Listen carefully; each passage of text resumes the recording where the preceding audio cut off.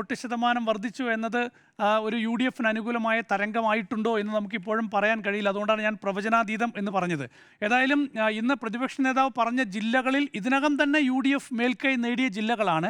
അതേസമയം കോഴിക്കോട്ടും പാലക്കാട്ടും തിരുവനന്തപുരത്തും ഒരുപക്ഷെ വലിയ അട്ടിമറി ഉണ്ടാവുകയാണെങ്കിൽ, അത് തൃശ്ശൂരിലും വലിയ അട്ടിമറി ഉണ്ടാവുകയാണെങ്കിൽ ഒരുപക്ഷെ സംസ്ഥാനത്ത് ഭരണമാറ്റം ഉണ്ടാകാനുള്ള സാധ്യതയുണ്ട്. പക്ഷേ കണക്കുകൾ വെച്ച് നോക്കുമ്പോൾ, ശതമാനം വെച്ച് നോക്കുമ്പോൾ, അല്ലെങ്കിൽ സമീപകാലം നടന്നിട്ടുള്ള തദ്ദേശ തെരഞ്ഞെടുപ്പ് വെച്ച് നോക്കുമ്പോൾ അതിനുള്ള സാധ്യത വളരെ കുറവാണ്. ഞാൻ ഈ കഴിഞ്ഞ തദ്ദേശ തെരഞ്ഞെടുപ്പിൽ 2000-ൽ താഴെ ഭൂരിപക്ഷം കിട്ടിയിട്ടുള്ള സീറ്റുകൾ പരിശോധിച്ചു. LDFന് മേൽക്കൈ കിട്ടിയ UDF 2000-ൽ താഴെ മേൽക്കൈ കിട്ടിയ മണ്ഡലങ്ങൾ പരിശോധിച്ചു. അത് ഉദുമയുണ്ട്, അതുപോലെ തന്നെ ബാലുശ്ശേരിയുണ്ട്, കൊച്ചിയുണ്ട്, ചങ്ങനാശ്ശേരി, അരൂര്, ഉടുമ്പൻചോല, കോന്നി, അടൂര്, അതുപോലെ തന്നെ ഇരവിപുരം. ഈ 10 മണ്ഡലങ്ങളിലാണ് ഇക്കഴിഞ്ഞ തദ്ദേശ തെരഞ്ഞെടുപ്പിൽ UDF ലീഡ് ചെയ്തത്. പക്ഷേ 2000-ന് താഴെയാണ്. പലയിടത്തും 1110, അതുപോലെ 1227, അങ്ങനെ 1190, 525, 196 ഒക്കെയാണ്.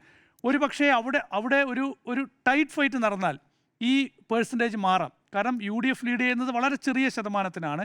അപ്പോൾ അപ്പോഴും ഒരു ടൈറ്റ് ഫൈറ്റിൻ്റെ സൂചന ഈ ഒരു വോട്ട് ശതമാനത്തിലുണ്ട്. ഇനി LDF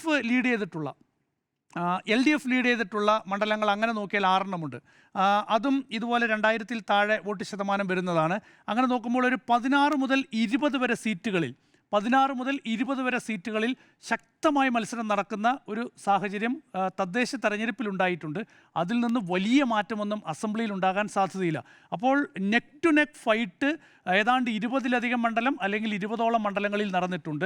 അതുകൊണ്ട് നമുക്ക് കൃത്യമായി ഈ ഒരു വലിയൊരു ഭരണമാറ്റത്തിൻ്റെ സൂചന സംസ്ഥാനത്തുണ്ടായി എന്ന് ഈ ഒരു വോട്ട് പെർസെൻറ്റേജ് വെച്ച് നമുക്ക് വിലയിരുത്താൻ കഴിയുകയില്ല. മാത്രമല്ല, നേരത്തെ അരുൺ സാർ പറഞ്ഞതുപോലെ തന്നെ BJP ശക്തമായ മത്സരം കാഴ്ചവെച്ച സംസ്ഥാനത്തെ എല്ലാ മണ്ഡലങ്ങളിലും വലിയ വോട്ട് ശതമാനം ഉണ്ടായിട്ടുണ്ട് എന്നുള്ളതും വളരെ പ്രധാനപ്പെട്ട ഫാക്ടറാണ്. അതുകൊണ്ട് സർക്കാരിനെതിരെ ഏതെങ്കിലും വിധത്തിലൊരു ഭരണവിരുദ്ധ വികാരം, ആൻറ്റി ഇൻകംബൻസി ഉണ്ടായിട്ടുണ്ടെങ്കിൽ അതിൽ ഒരു വലിയ പോർഷൻ വോട്ട് BJPയിലേക്ക് മാറാനുള്ള സാധ്യതയുമുണ്ട്. അതും ഇവിടെ ഈ പറഞ്ഞ പോലെയുള്ള ഒരു ഭരണമാറ്റത്തിൻ്റെ സാധ്യതയിലേക്ക് വിരൽ ചൂണ്ടുന്നുണ്ടോ എന്ന് ചോദിച്ചാൽ ഇല്ല എന്ന് പറയേണ്ടി വരും. ഏതായാലും നമുക്ക് ഏതെങ്കിലും പക്ഷത്താണ് ഇപ്പോൾ കേരളത്തിലെ ജനവിധി എന്ന് ഇപ്പോൾ പറയാൻ പറ്റാത്തൊരു സാഹചര്യമാണ്.